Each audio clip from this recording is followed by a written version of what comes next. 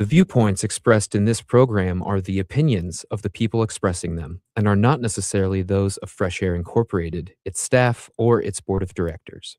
Hi, this is Al McFarland, host of The Conversation with Al McFarland. You're listening to 98.3 FM, KFAI, Minneapolis.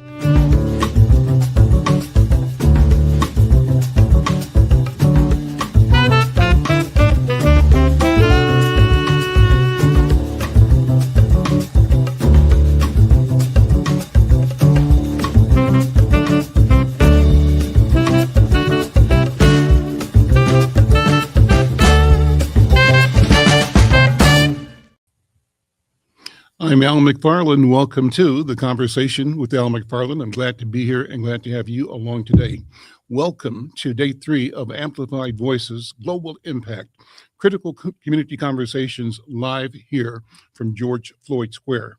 Before we begin our programming, I want to thank our amazing team and sponsors. Thank you to St. Paul Neighborhood Network, KFAI Radio, mighty KFAI Radio, Kowalski's Supermarket, the African American Leadership Forum, and to our phenomenal production crew, Tajuddin Ali, Malik Saeed, Emma DeBoer, Sabrina Ford Rambo, and operating remotely for our StreamYard connection, Jared McMullen. Well, today's conversation centers on healing, health, trauma, and what it truly means for communities to move beyond survival. 6 years after the murder of George Floyd, many communities are still carrying emotional wounds that do not disappear simply because public attention fades. Trauma has impacted mental health, physical health, relationships, economic stability, and the overall well-being of families and neighborhoods. So today's discussion explores how grief, stress, violence, inequity, and systemic barriers continue to shape community health today, while also highlighting the pathways towards healing, restoration, wellness, and resilience. We're going to examine not only what communities have endured, but what they need in order to truly heal, to have access, to have trust, to have safety, to have investment, to have culturally responsive care and spaces where people feel seen, supported, and valued. And so at the heart of today's conversation, how do communities move from a survival mode into long-term healing and restoration? My guests today include Dr. Rashana Price Isuk. She's Director of Clinical Services at North Point Health and Wellness Center. Thomas Berry is here. Al Flowers Jr. is here. We'll be joined by other guests momentarily as well. But I want to thank you for being here. Thank you for being part of this conversation, the conversation with Al McFarland here on KFAI. And thank you for our host organization here, the Worldwide Outreach for Christ, here at 3808 Chicago. And if you're in the neighborhood, you're invited to drop in, be part of the live audience, part of the conversation. If you got something to say, we want to hear your voice as well. We're broadcasting live here at George Floyd Square today, tomorrow, and Friday as well. And our mission is to raise our voices, to elevate what we think, what we feel, to trust that we have the gift, the knowledge, and the power to move our community into an arena, a process, a system that allows us to win, to be healed, to be whole, to be healthy. Well, we're going to start the conversation. And again, if you're connecting on KFAI, if you're connecting on Facebook or LinkedIn or YouTube, we love you to be part of the conversation, particularly if you're on the social media platforms. We've got a live stream open. I'll be watching out for comments. If you're monitoring, shout out where you're watching from or engaging from. And again, I'd be glad to post your comments as part of the conversation. I want to begin by introducing, again, Dr. Rashana Price Isuk.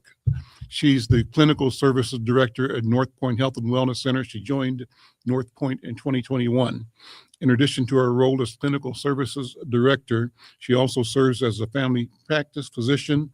She attained her medical doctorate from University of Maryland, holds certification with the American Board of Family Medicine and the Minnesota Board of Family Practice. As a Minneapolis native, Dr. Price Isuk is passionate about service to the Minneapolis community. Dr. Price, it's so good to see you. Welcome to once again to the conversation with Al McFarland.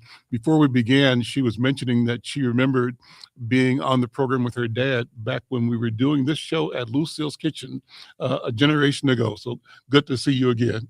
Thank you. Thank you for having me. Impressions. I'm asking all of my guests to think back. We are sitting in a sacred space, standing on hallowed ground here at 38th in Chicago, George Floyd Square. And this is a community, a space that really has had a global impact. And I want each of us to sort of sit back and think about what this space means to us, to our spirit, to our souls, to our community. Where were we when we got word of the tragedy, the horror, the trauma at 38th and Chicago, the live transmission of the murder of George Floyd? Doctor, where were you? How did this come to your awareness and consciousness? Wow, that's a deep question and a deep thought. I actually don't know exactly where I was. I may have been home or watching the news, but it was just traumatic, of course, and difficult to watch. And I think in my line of work, just being involved in some of the most intimate pieces of persons' lives throughout the years, it's something, I personally could not even stomach to watch it and just see it over and over and over again, in the media. So just hearts going out for all of us and all of the community here, and that just continues, throughout.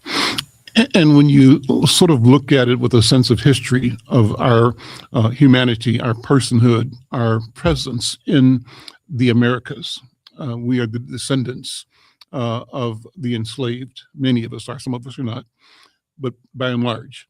When you try to put this in context, what comes to mind? How do you describe, how do you rationalize, how do you understand, how do you assemble an awareness, a meaning out of what happened to George Floyd here in South Minneapolis? Oh my gosh, and understanding, awareness, a meaning. I mean, for me, it's kind of the old cliche of the more things change, the more they stay the same, and just continuing to be treated inhumane. I think all of us sitting on this panel can resonate with like the Black experience. It doesn't matter how many degrees or letters you have behind your name. At the core of yourself, you know what it's like to suffer trauma, to suffer inequity. Even myself, having a chronic condition, having sickle cell anemia, and being treated like a drug addict in a hospital bed and mistreated, like these experiences continue to hit us at our core personally, year after year and day after day. So it's a reason why I'm in this line of work and why I've continued to work in the Minneapolis community for the last 20 plus years. How did the uprising affect the work and the activity of North Point Health and Wellness? I don't know if you were there at that time. Were you there? You were there at that time? I was not at North Point Health and Wellness. But you were in practice. I was practicing and I was in a community health center. And it forced that particular community health center, even in my leadership there, to tell that particular CEO, who was not a person of color, to say, we need to be verbal about this. We need to make a statement for community, for people. At North Point Health and Wellness Center, we are a staple in the community. We were formed because of an outcry, again, due to race riots and inequities in healthcare. That community, yes. Draw that connection. Tell the story if you can remember. You can't remember, but you know it. Absolutely know about North Point Health and Wellness Center back in the 60s when it started. It started as a place for human services, and the community had an outcry. We need health care. We need to be treated equitably. We don't have these services. And it morphed into a full service whole person integrated care facility where we provide health care, human services, and bringing it forward today, we provide a full food pantry. North Point still sits in an area where it's a food desert. Grocery stores have moved out of that community. We're still suffering there. And so we have a full food pantry, we have dental, we have medical, we have a child drop in center for folks to come and have a safe place for their children when they need to get health care. So we are really trying to continue to be a trusted source in our community where people feel safe, not just for healthcare, but they just feel safe walking in our doors if they need a place to be. Well, I'm glad you mentioned, though, the impetus for the emergence of North Point. If I recall, 65, the country was still ablaze. We had the Rodney King incident. We had the rebellions that emanated from murders of leaders like Dr. King, that era. And so the nation was in a space of reckoning at that time, where Black people said, I've had enough, right? And we took to the streets. And, some complained that we burned our own neighborhoods, but we didn't own our own neighborhoods. The places that served our communities often served us with contempt. Plymouth Avenue was one of those places. West Broadway in North Minneapolis, probably Lake Street. I don't know the South Side story, but I know the North Side story. And when in the 60s, communities were aflame, that happened in North Minneapolis as well. And out of that general angst, the Great Society was born. And the Great Society led to the creation of the Tactics Board, which was the organizing body from the Great Society that created both pilot city and model cities in St. Paul, and a companion organization here in South Minneapolis. So there was a birthing out of crisis. Crisis continues.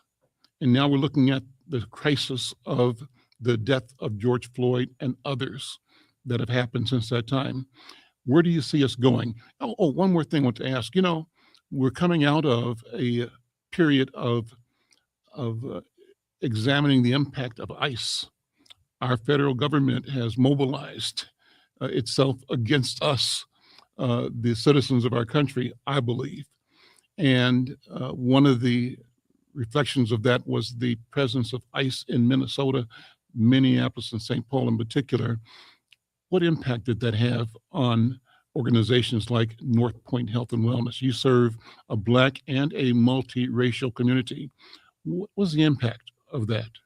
Absolutely. We do serve multiracial, multilingual. We serve over 50 different languages at North Point. And we saw a lot of fear. We saw numbers go down. We saw staff that are of those ethnicities and languages be fearful to come to work. And we are still looking at the impact of that and trying to, again, make sure people understand we are a safe space. Mm-hmm. And we have had lots of, things that we've done to create a safer space, even during the height of ICE. But we are still trying to pull folks back in from their homes to get necessary services and necessary care, especially for their children as well. Dr. Price, what does healing look like for our community right now? Having gone through the things we described, having at the present time an environment that is questioning our capacity to serve our own people, and the funding streams being choked. And some would say that that's a manipulative process that is intentional, that creates the opportunity to fail. And when failure occurs, a broad shadow is cast over the entire apparatus of building community, and it chokes off funding. How do organizations survive this? How do families survive? How do you think we go forward, even in this difficult environment? Is my question clear? Is that a good question, first of all? Is it a fair question? Okay, all right. Great question, a complex question. It's great. For organizations like North Point, staying in the community, staying locally informed and informed by the community. Like really, North Point, we pride ourselves on servicing the community the way they want to be serviced. As you know, our communities are resilient, but from a healthcare standpoint, these hits have caused actual biological changes that are causing increased rates in obesity, increased rates in diabetes. You know, I work on a heart health initiative, and the stress, the load of stress that has been on our communities is increasing rates of heart disease, rates of high blood pressure. And being trauma informed is what we need, because we need to stop blaming our communities for even the health conditions that they're suffering, right? You know, the doctor saying, oh, you're fat, you need to lose weight. Like, we're getting away from that. Like, North Point doesn't function that way. We function on listening sessions, bringing our community in. What do you need from us? What will make you feel healthy? So programs that help with housing, that help with financial education, that help with empowerment, not only the services and the technical pieces, but how can we create that whole person care? And for North Point, thankfully, we have been able to maintain our funding sources on a federal level and on a local level. And so we're just focused on being steady and being there and keeping our doors open and continue with trauma-informed care. Lori Wilson is here. She's the president of the Minneapolis NAACP. Cynthia, excuse me. Lori, your sister. Sorry. Cynthia, right? Correct. I got it. I'm looking at it. I still said the wrong thing, so my apologies, Cynthia. But president of the Minneapolis NAACP, and along with Thomas Berry, who's vice president, both of you, thank you for being here. Talk about the NAACP's reaction and role. But the first question is the same that I asked Dr. Price Issouk. Where were you when the George Floyd incident, the murder of George Floyd, occurred? How did that come into your awareness, and how did it make you feel? And looking back on it here 6 years later, what are your thoughts as you reflect? Cynthia.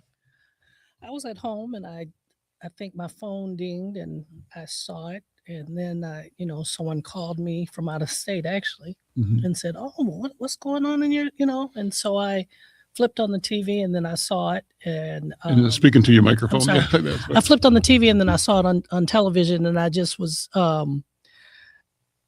my spirit was saddened, but my reality was my reality. This wasn't nothing new. It was unfortunate that it was happening. And we've had cases before where people videotape things happening, and the impact was not the same. The impact, I believe, was so different because we were during the time of COVID, and we were on shutdown. So the information was just out there everywhere. Nationally, internationally, it was received because of the circumstances that we were facing with COVID. And so it amplified it. And immediately, the first thing I thought was, this is just going to be another situation where the police justifies, they felt threatened or they felt unsafe. They felt that their life were in danger, and they did what they did, and they get off. That was what I thought. It's unfortunate. Every life matters. But these are things that the Black community have been complaining about for decades. And so it wasn't, and I'm not trying to minimize or the trauma that we experience, but these are things that we've been experiencing for forever. And so we should never get used to it, but unfortunately we do.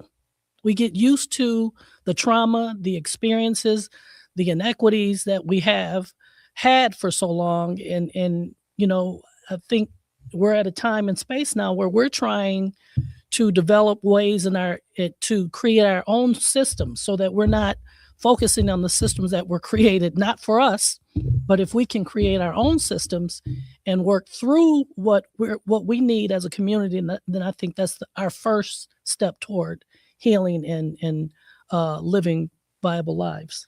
Let me correct myself because I think I need to. I tried to identify you with Lori Wilson, Right, Lori's and Wilsons, but not sisters, Right. And let me do this by sort of clarifying that you were born and raised in Lansing, Michigan. Your bio says you're one of 11 children, 8 girls and 3 boys, that you went to Everett High School, the same place that Irvin Magic Johnson went to school. correct. But that you came to the University of Minnesota on a full basketball scholarship. Correct. Correct. Okay, great. And but your family is connected to North High School. Your Yes. children went there and have graduated from there. You've had several positions with the NAACP in Minneapolis, from treasurer to committee chair of labor and economics, vice president, and now currently president. And you've monitored the injustices that are taking place within the state of Minnesota, and you've taken a strong position of making systems accountable, taking back our power. So when you think about what that means as a community response, as your personal, your family, and as neighborhood and community response, what does taking back our power mean in the context of the George Floyd murder and our community's response to it? Yeah, well, first of all, making sure that, the legal ramifications were held up, which they were, and being a part of that process to some degree was huge, and making sure that the community was informed, having, community healing circles where people can talk about, how they're feeling, talk about their temperature, and the whole idea of what healing looks like as it relates to the George Floyd situation. But, going back to what my sister said here, being present, being available, keeping the doors open, providing what we can, how we can, and for as long as we can, because again, we are all volunteers. We don't get paid. So if there's people listening who wants to donate to a very good cause, please donate to the Minneapolis NAACP. But we provide food, and Thomas will talk a little bit about that, but we provided food to the community during some of these times. We also provided food and water, and we secured not all of them, but a majority of the businesses on Broadway. We stood out there with some local security organizations, and we looked over the businesses when this George Floyd thing was happening, because businesses were getting broken into. A lot of things were happening. So we were standing guard in our community. I mean, I can visually see and remember guys with, MAC 10s and, out there in the front guarding our properties. So I think when we're talking about wellness and healing, it is a process, because every time we heal, something happens to, open up the wound again. So healing is a process, but I think providing safe spaces, providing education, providing the resources that we can, when we can, I think is a good start to letting people in our community know that we're there, we care, and we're resilient, and we will survive. Before I bring in Thomas Berry, I want to bring up brother A.J. Flowers, Al Flowers Jr. I'm addressing you as a representative of the youth community. I'm presuming you are part of Gen Z? Are you a Gen Z or Gen Xer or in between? X. You're Gen Xer?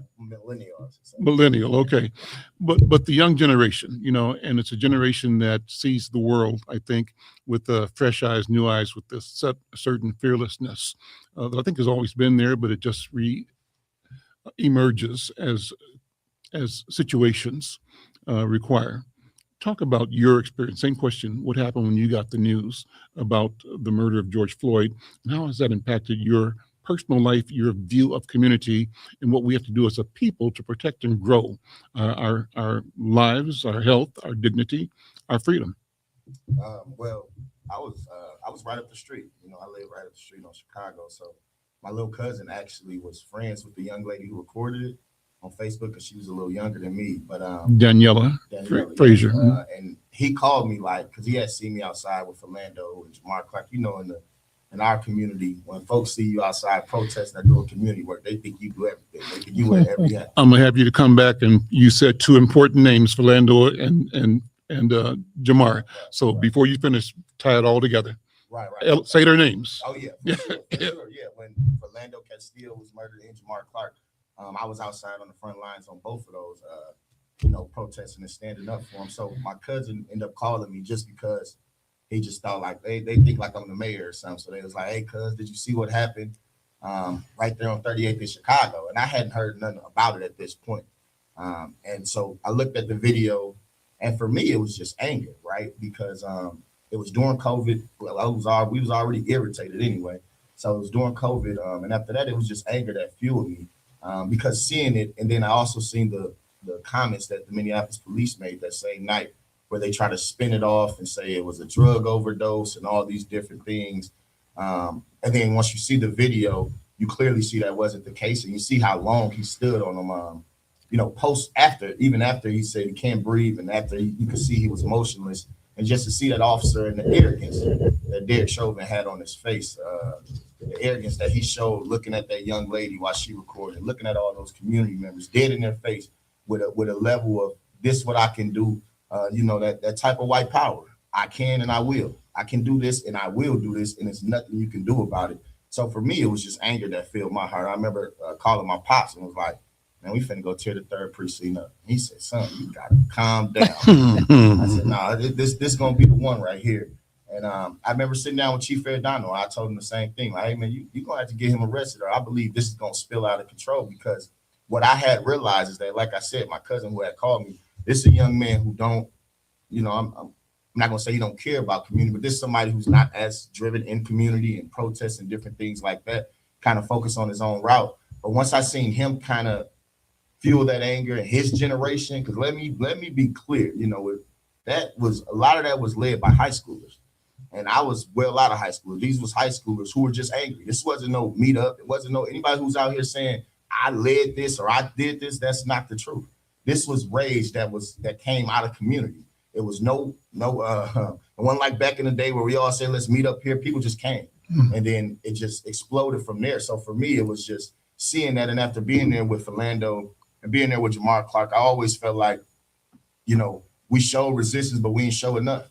So for me, I was proud to see some of those young folks outside standing up for what they believe. And I believe it created a whole new generation of young leaders out in Minneapolis that felt as though it was time for their voice to be heard. So for me, like I said, it was just it was anger. This is just me being completely honest, and I wanted to tear the 3rd precinct down, and that's what happened. How do you feel right now? What do we do today? And how have you been able to use that anger to build your plan of action, your work? Because you've been working a lot in the community as a builder. I remember Pastor McAfee told me too at the same time. He said, "Hey, AJ, y'all moving." He said, "Man, you got to come up with a plan." He said, "Because you're banging at the door right now, and eventually somebody gonna open the door. And what seems to happen a lot of times is that door get open and we don't have a plan. So we bang and saying, let me in, let me in, let me in. They open the door like, okay, you in here. What do you want?" And we go, "I don't know. I guess I just wanted to walk in the room." And so for me, it was really trying to be strategic, because in actuality, now that I look back at it, 6 years removed, I felt like we didn't get enough out of it. And I'm talking about foundational Black African-American community, because I don't think we asked the right things. I think it was just anger and rage. And my thought process was only tear the 3rd precinct down. So once that happened, I didn't know where to go to next. And that's how we created things like Young People Task Force. And that's why I started getting more involved in civic engagement, because I felt as though that I'm trying to teach the generation behind me that, hey, when we do get these moments, when we do get angry and we have the whole world's attention, we need to know what we want once that time comes. You probably never have a moment like George Floyd again. I keep saying it's not a recreatable moment. It was something that just happened, and it happens every 40 years within our country. So for me now, I look at it and trying to move in more of a strategic way. So using that anger, using that community, using that organizing that we have, use that to actually let me push back a little bit. So you say probably never have another George Floyd moment. My generation is saying until the next moment. Right. And I'm expecting it. I'm saying that my reading of history says that this is not over. And what's happening now, from my point of view, is a general retrenchment, a backing away from the massive commitments that were presented in community, the recognition, the acknowledgement of the wrong, of the history, and even the ability to listen to us talking about reparations. But that is simply listening as a tactic that takes the steam out of the tea kettle, right? Keep it from exploding. And so I say that the retrenchment that we are experiencing right now is expected. It's the same as after Reconstruction, right? You make some moves, we create Wall Street, we create Nicodemus, we create Rosewood, viable communities, South Side of Chicago, and that inspires a reaction of the supremacist culture that is deadly to Black people. And the lynching continues. So for me, we're here at George Floyd Square. I say, when will the next time? Oh, it's about to be soon. Go ahead. It's about Thomas to be Berry, soon jump in. because our problem as Black people is we don't study history. Same Black folks that ran out there for that riot, the same Black people that are saying they didn't want to see no more slave movies. They didn't want to hear nothing else about Reconstruction. Now you're dealing with Jeff Crow. Now during Jim Crow, over 4,000 Black folks got lynched. And the only thing changed was the laws. That's the only thing that stopped them from lynching folks. If they're reversing the laws, that means the lynchings are going to come back. So what are we going to do next? Don't beat your table. Don't. I'm sorry. I'm just passionate about it because a lot of times in our community, we always like to revert and run away from history because we feel like the data today is going to dictate what's happening now. Through my lifetime, I saw what happened with Rodney King. But I also remember inside of Minneapolis, the riots when they shot at the little boy over north, and when they were shooting at the dogs right there on Logan and 26. Then I also remember what happened when they beat up the lady at Care 11 and they had to rise downtown when I was in my freshman year in high school. So I've seen these riots and people tear up this stuff plenty of times because it's always starting with police. It's always starting with injustice. And what happens is some of us get fed and then we're cool with it. And so what AJ's saying is real. A lot of stuff happened, but when you really look at the people that was impacted by police brutality, they were not the folks that were dealt with when it came to what happened after George Floyd. You don't see heterosexual Black men who have been racially profiled. You don't see them leading none of the charges. They didn't get any of the money from these organizations. It's people that was adjacent to us. And some of these folks came from way out in the suburbs to come act like they was like next door neighbors the entire time. You can see that outside here, or what they got going on with the folks that's giving the tours around here. They don't live around here. While they fighting the people that live around here. So we just don't tell the truth. And see, Black folks be like too kind sometimes to tell what's really going on. We don't want to check nothing as long as we feel like money is flowing through. But a lot of times, man, we just set up for the next damage. So we just got to tell the truth, shame the devil at the same time. But Jeff Crow is here. So I don't know what we think because I see a lot of people still going on like what Trump them is doing it's not gonna change nothing. They're telling you they got people coming back to monitor the election booths. Who you think that is? That's ICE coming back. When they come next time, you think they about to be more polite or you think they're gonna be more violent? How many people are prepared for that? Not a lot of folks. I raised the question yesterday. What are we going to say when we see slavery on the ballot? Oh, it's there because they're already openly talking about getting rid of the 14th Amendment. And so that used to be when people like Dr. Khalid Muhammad and people used to talk about that in the 90s, folks used to act like that was just crazy talk. No, they are openly discussing getting rid of the 14th Amendment. And African Americans are not doing anything. Now, we seen folks march and say no kings. You telling me they took away our voting rights? We've pretty much, I'm talking about in my lifetime, I'm talking about my peers from Gen X, millennials, even the boomers. We've pretty much lost all of the gains of the civil rights movements. Folks keep on saying we've been here before. No, you did not earn that. You got to stop taking credit for something that somebody else did. We're not hitting the capitals. We're not demanding to say, hey, at least on this state level, we need some guarantees that y'all going to always give us our rights because this is the state that gave us Dred Scott. As soon as we forget that this state was a state that said you wasn't even a human being, you didn't have no rights. And so we're not even going to the Capitol here fighting for that. Leadership here is always a reaction, never proaction. Leadership means you lead up front. It don't mean that you react to what they're doing to you. And so what we have to do in this moment 6 years later is we have to talk proactively on what we're going to do. We have to demand things from even our allies and say, no, you don't tell us what we need to do and what we need to focus on. We'll tell you what we need to focus on. And if you tell us something that's out of step with us, then we got to let you know that's not right. And we have not done that. Now, folks done came in, and I'm just being like as straight as I can be. How does some people get $450 million to feed kids that's starving when our kids are the ones that's in poverty and our kids was not a part of that grant? How is that a conversation? That should be a non-starter. Our kids weren't even mentioned in that whole piece. Our community was left out of that at the same time while these riots was taking place. And we don't even talk about that from that aspect. Our kids are growing with autism. They're not a part of that scandal neither. And our kids ain't getting the same treatment. Our families are not getting those dollars. How did it happen? Man, it happens because we are so polite to everybody. We let everybody in. We let everybody borrow our struggle. You want to be black today? You can be black. You just ain't got to fight when we fight. And that's the problem. Part of it is we've done so much lifting and we've done so much, and really is the black bourgeoisie. That's the problem, because they're the ones that feel like they're refined and they know everything. And they're willing to sell everything out so that they can have access to white folks. And white folks ain't gonna give them that access. They're gonna just make them get in the back of the line. I don't care how educated they are. I don't care where they went to school at. You see them time and time again selling out common everyday black folk in the middle of the ghetto. And they always come in and they always squeeze themselves in to act like they know what we're talking about. That's why when I talk moving forward, I speak the truth. Listen, we got to focus on black families. And if we don't allow black heterosexual males at the table to do stuff more, and we start making our sons feel uncomfortable for being who they are, then how are we going to ever have protections in our community?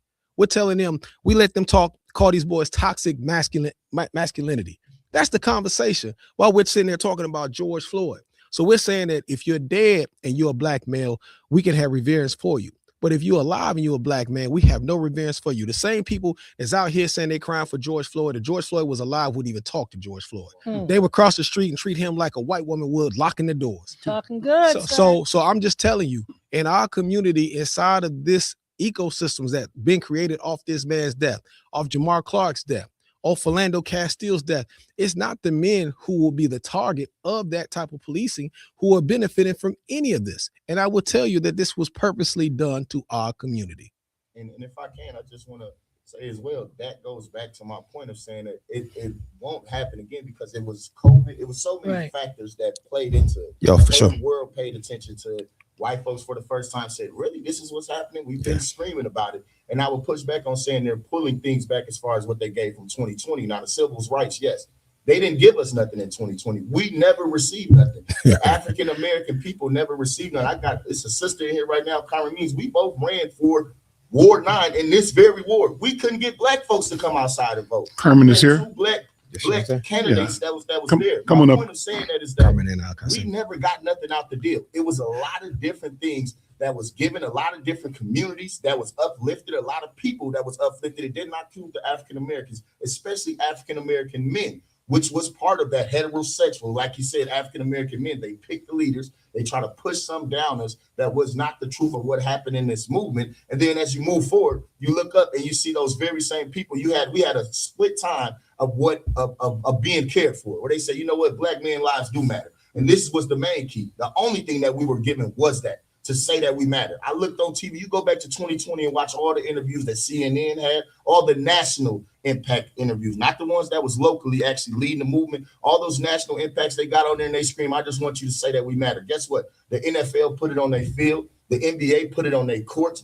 Every politician came out and said, yes, black lives do matter, but it didn't come with no dollars. If it ain't coming with no dollars or no tangibles behind it, I'm not trying to hear. You don't have to tell me I matter. Show me I matter by your actions. Love is an action verb. So that it comes down to the point where we got in that moment and we had an opportunity, and that was the time we should have been screaming reparations. I was, by the way. I was screaming reparations every chance I got. I was on your show screaming at Mr. McFarland at that very same time. But people said, no, don't focus on that. We got to focus on the police. We got to focus on transformation. At the very same time while that was happening, we had babies dying. We spoke about the babies. They said, you're trying to change the focus away from where it needs to be at. How is that not a focus when we got our babies dying on the street? So my point is saying, we got in that moment. And that's why moving forward, every time I speak to a young person, a young leader that comes and seeks out my advice, which is humbling in itself, I always tell them, have an agenda, have a plan, have something ready for these folks when you get in their face. Because if you're great and you're a leader, they're going to eventually try to pull you in the room and try to get you away from your community. Because when you get powerful, they try to split you. Have an agenda and have something ready for our people. You can't see it, but our viewers on television can. There's a post by one of our regular viewers, Big Cheese S3E, is a regular commenter in our chat. And he says, good afternoon. Since home is where the heart is and the backbone of a successful community, marriage before children should be encouraged and be part of the code of conduct. And at one level, you're talking about the code of conduct in our community of identity and how we are both perceived, but how we present ourselves. Before we go on, I want you, Thomas Berry, to jump in, but I want to make room for two other guests. I'm going to ask Dr. and Sister Wilson to let me have their seats, and we got two other guests that I want to join the program. Well, Doctor, Doctor, I realize where I know you from. Your Thomas son was Berry? your father. I mean, your husband coached my son. That's where I know you from. Go ahead. Thomas Berry, Yes. you doing work. Talk about this event coming up, the Save the Date, the Minneapolis NAACP. Oh man, Freedom this Fund. is everything for And us. talk about the app that you've done. Okay. So we got some time where we're getting our transition here. All right. Well, September the 12th from 5:30 to 10:30 p.m. at the Heritage Center. We want you to come out with the NAACP for our Freedom Fund dinner. Our guest speaker this year is Angela Davis. Yes, the Angela Davis will be out. Grab your tickets. If you get it early in May, it's only $200. Don't discuss prices. On Okay. Do prices on because I'm gonna sell it. All right, but I do want to get back to what your commenter said. Can I Yeah, say go that? ahead. And I'll talk about Sure. my app in a moment. But Sure. I want to say this because it's very important. As I say, what's up to my brother, Dr. Kasim. The thing that I would say about our community is sometimes we feel like the things, and then the doctor said this perfectly when she talked about health and about obesity, when she said how we blame our people. Sometimes we blame our people. We think it's about marital status, what's holding us back. If you don't got decency for our community, it does not matter if you married or you're single. If you can't get no upward mobility, it's not going to help us. Our community has been robbed of resources, and that doesn't matter because we got some married poor people that's upset at each other because they're poor, because they're not getting access to resources. Because in the state of Minnesota, they're constantly telling women, if you single, they got plenty of programs for single moms. Where's the programs for poor families? They don't have no programs for poor families. They don't encourage it. As a matter of fact, these are the same people that told us to be mad at Bill Clinton when he was saying, yo, you got 5 years to get off welfare, but they weren't telling us that. They were saying like, yo, but if your significant other and you stop having kids out of wedlock and y'all get married, we'll help y'all get marriage counseling. We'll help you buy a home. We'll help you go to school for 5 years. You can either get a trade or you can get a college education. They wasn't telling us any of those things. They was just making it about you got 5 years to get off welfare. They wasn't saying what the entire program was. And the reason why they did that to us was because they didn't want us to know that they did this thing like they do in the South. State rights. Well, the state of Minnesota, they used their rights and they said, okay, instead of putting money into programs like that, because we love these single women programs, we're going to tell these moms to stay single. We're going to put that money into child development programs at the community college level. So if you went to school for any child development, that's where those dollars went. It didn't go to underserved to serve those communities to make sure that they had families. And then they said, okay, out of the states, you can make it a county thing. So some counties had it where you could see white couples were using these dollars and they were saying, okay, he's going to go to trade school, she's going to go to college, and they're going to pay for us to get a house. Our community was unaware that this was a federal law that we had access to in 1994.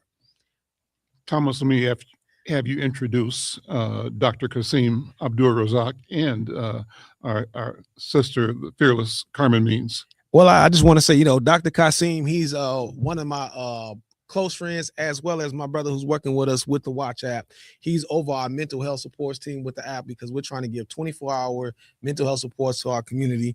And he can speak for himself. This brother is extremely dope. And the one thing I love about him and his practice is he's practicing from a pathology of what it's like to treat our people, because typically that's not the course. And Carmen Means, she just speaks for herself. Me and Carmen went to school too, just like me and the doctor did. Me and Carmen went to middle school together. But Carmen has, Carmen is such a dope leader in the community, and she was out there during the situation with George Floyd. but she understands from a leadership position also of what we need to do next. And that's what I wanted to bring these people on with me, because they're not necessarily people to talk about the problem. They're like, hey, let's get to these solutions and let's get to the work. So I wanted to make sure we brought them on. And Carmen, I do got your hoodie over there, so don't worry about that when you leave. Your hoodie sitting right there. I got you covered. Doctor, you start. Where were you? And talk about what you do and how your profession feeds into your ability to navigate and help our community navigate towards healing. So where I was where I'm always at, St. Paul. So I'm Rondo, St. Paul, born and raised. What I do is I'm a doctor of psychology. Came into the profession kind of by happenstance, but one of 6 children, so the middle child. You kind of are a person who's navigating that kind of stuff. But had the opportunity to work for some of the historic organizations like African American Family Wellness and stuff like that. That really opened my eyes up to the social plight that we have as Black folks in Minnesota. And so the thing that I'm excited about is exactly what Brother Thomas talked about, which is, you know, he has a do for self model.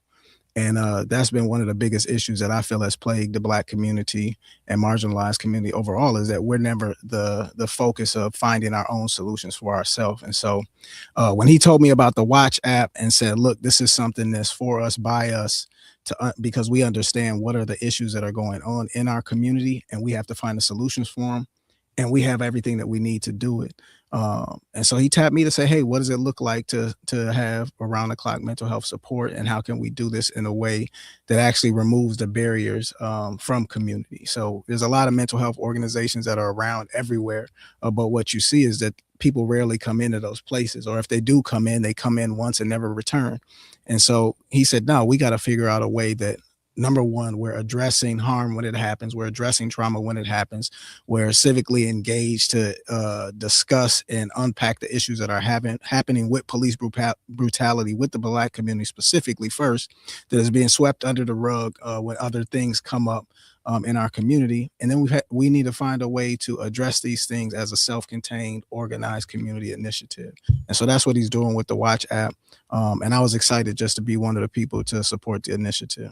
So, Doctor, how do we deal with both individually and collectively the trauma that we're experiencing? We're here at George Floyd Square, and this is one of the signature moments, but it's not the only moment. It's part of a history of aggression, oppression that marks the entire scope of the contact of African people with Europeans, with colonizers.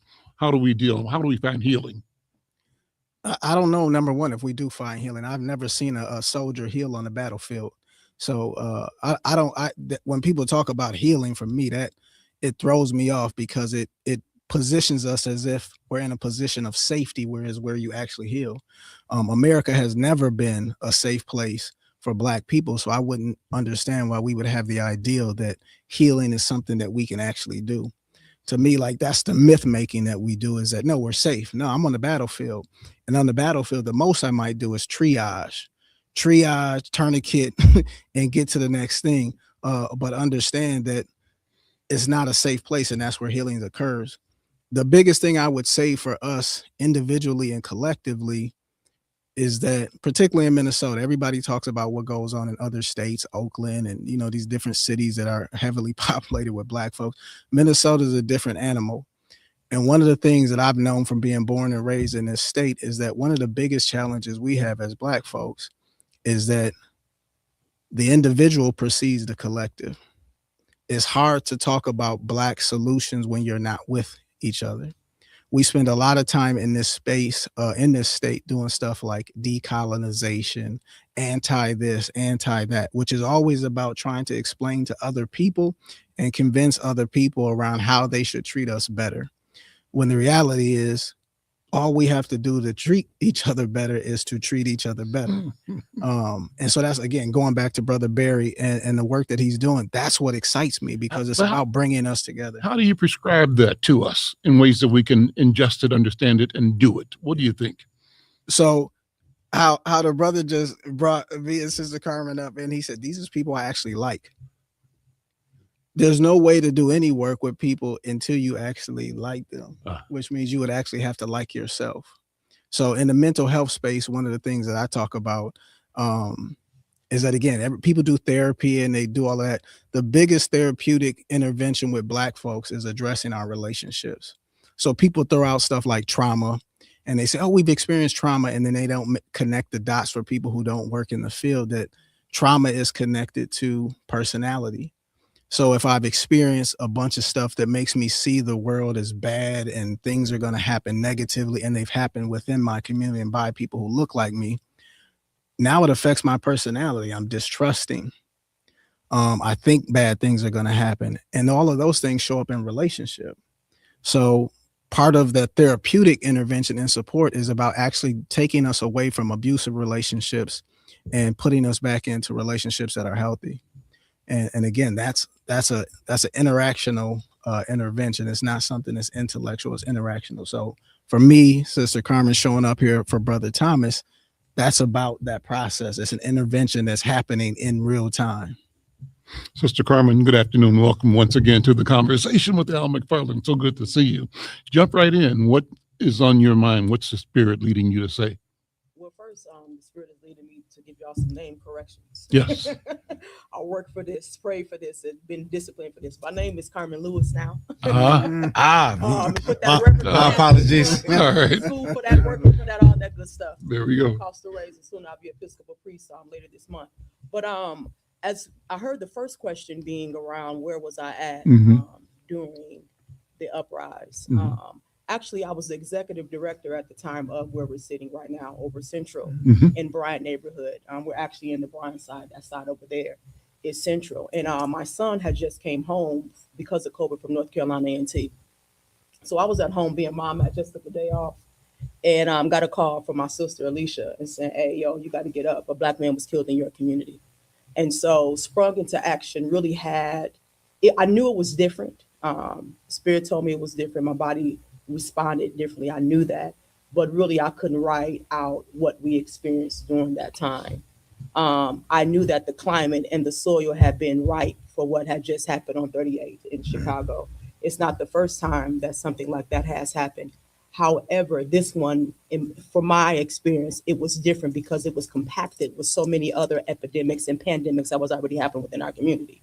And so, yeah, sprung into action, did what I'm not sure I would respond the same way, but at that moment, that's what felt good. That's what felt right. What did you do? What did you do? We were out here, 90 days straight, nonstop. And this is when I say we, I mean big we. From doughboys to people with academia and letters behind their names. It's the reason why Southside 38th Street did not burn down. And literally, we can accredit that to those that are now no longer with us physically and cannot be with us. But nevertheless, we were out here protesting. We were out here in the middle of the protest, starting and ending our occupations with breath work. I am a firm believer that the way that we handle our body, it matters. Us being connected to the land, and how do we have those spaces and even pockets of what healing, and I look at healing not as a period, but a run-on sentence that never stops. And so how do we hold that both in? It was not time to operate in white supremacy, thinking of black and white, but it was a time to color outside the lines, to be a place of resistance, to be a place of battle, to be a place, a hospital as well as one that as I'm wiping my wounds, I'm still putting bullets in my gun. So we had like this both and space that we created. Sometimes in these circles, we didn't know whether to swing on each other or to swing on the other. It was intense, like crazy intense. But yet and still, we stood out here and we stood firm and did what we believed that we needed to do in that moment in time. And so where are we now? The city announced they've potentially awarded, subject to a vote, I think next week, a contract to an organization to lead the development. Explain that so people who aren't really following the news know what this 5-year journey has been. And I will explain to the best of my ability. I unapologetically will let you know I had to disconnect. I resigned from my position. Not that it was something bad. I had amazing people I work with, actually left an amazing model. But my body as a Black woman was saying, hey, it's too much, too fast, too soon. It's happening way too much, too fast, too soon. So I disconnected and went deeper, I would say, around restorative practices and trauma and being able to help us guide us into places of balance. But to answer your question more directly, where we are at now, number one, I want us to understand that fatigue is a weapon.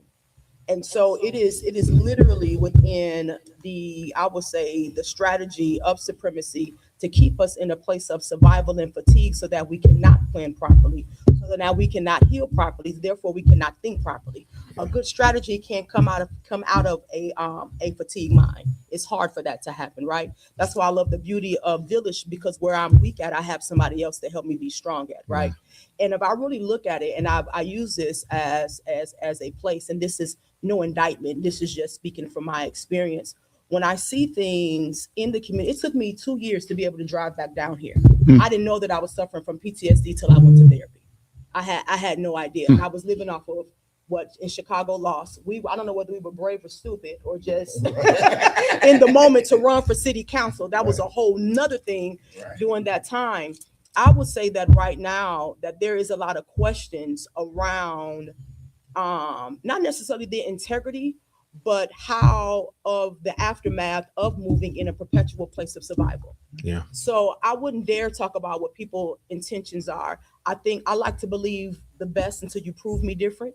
I know that right now there is a battle between two different groups of who will be the one to carry the plans and lead that charge. But I will say is, my question is, where thinkification has become a really culture of which we look at human beings, Black bodies, as objects versus looking at Black bodies as humans. What did you call it? What? Thinkification. Oh, thinkification. King spoke of this. Coretta, months after he was murdered, was speaking at a school, spoke of this as well.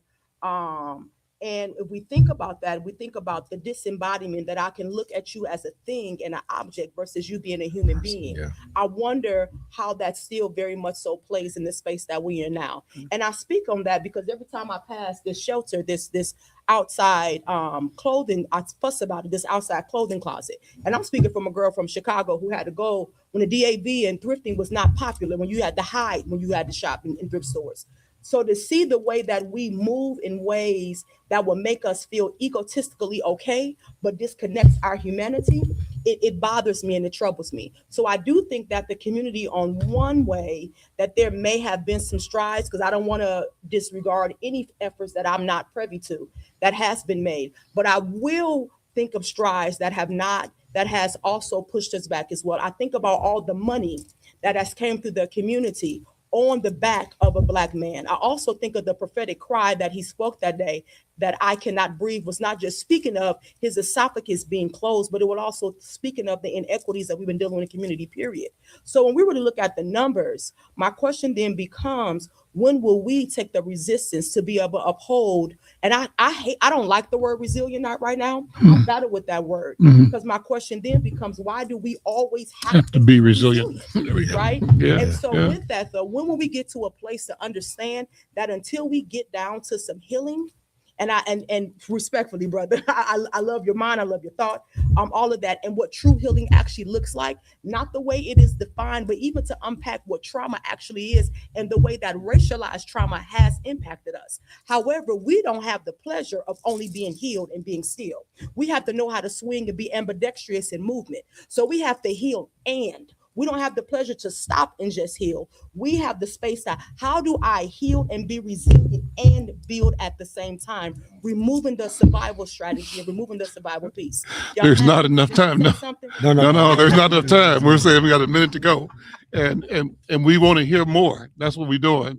But you know what? We're down to the last minute. Thomas, I wanted to take 30 seconds to talk about the app. And I want to invite all of you to come back, because we're going to be here tomorrow again and Friday.